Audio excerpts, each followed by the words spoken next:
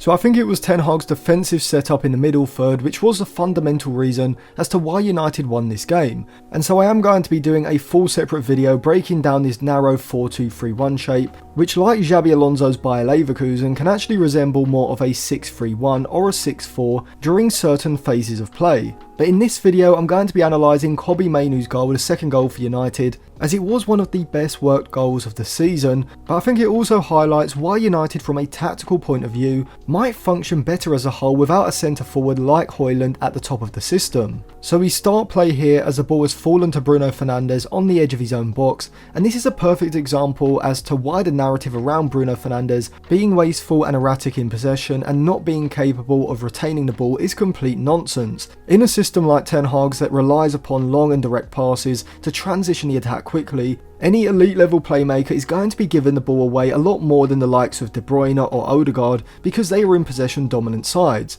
But Fernandes showcases his ability here as he doesn't automatically look for the pass into Rashford. Instead he has the composure and the vision to see that whilst the pass into Rashford would probably be a good one, if he can get the ball into Mainoo, Mainoo would be goal side of the City midfield in a central position. And so he shows fantastic disguise to open up his body and make it look like he's going to play the pass to Rashford, seeing Kovacic move his balance onto that side before he cuts the ball back and threads the pass into Mainoo. Now Mainoo doesn't race forward and he instead decides to keep possession, and when the ball goes out to Rashford on the left, this is the exact kind of quality that the people who have become obsessed with blaming him for pretty much everything at the club completely ignore. But before I get into that, if you like me are excited for the upcoming Euros, check out Jersey FIFA. They've got all the Euro 2024 jerseys, as well as the retro jerseys, both from club and international sides as well. If you use code Atlantis at checkout, you'll get a discount. A link will be in my Instagram bio, which I will leave linked in the description. But just before Rashford plays his wonderful switch of play, you can see that there's no centre forward, and so Stones and Ake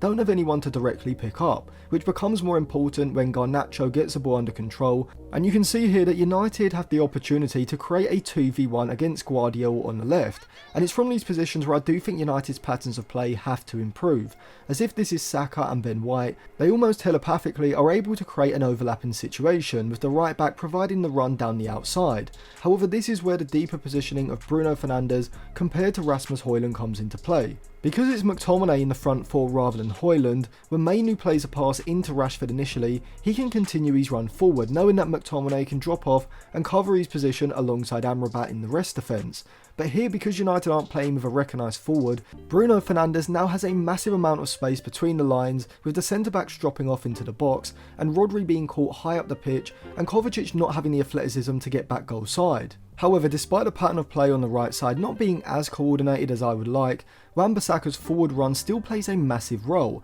as if Wan-Bissaka hadn't kept up with play and made this underlapping run ahead of Garnacho, then Ake can afford to hold a more central position closer to Bruno Fernandes, meaning that Stones wouldn't have come as far over to his left, which wouldn't have created the space for Mainoo. Garnacho's pass into Bruno Fernandes on the edge of the box is timed and weighted perfectly, and this is where Bruno shows his elite level playmaking ability, as he's already checked his shoulder in the build-up, knows where Mainoo is, and plays an immaculately weighted first-time pass into Mainoo's path, and Mainoo's technique and composure on the finish is exceptional. First-time pass Ortega, giving United a 2-0 lead. And I think what this goal highlights, as well as a lot of United's attacks during this game, is that United might be a better side without Hojlund as a focal point. The reason I think this is because with Bruno Fernandes playing essentially as a false 9, or even an attacking midfielder at times, this allows, or should I say forces, Rashford and Garnacho to hold higher and narrower positions than they otherwise would with Hojlund sitting higher alongside the two centre-backs. And it also means that when Mainoo pushes forward,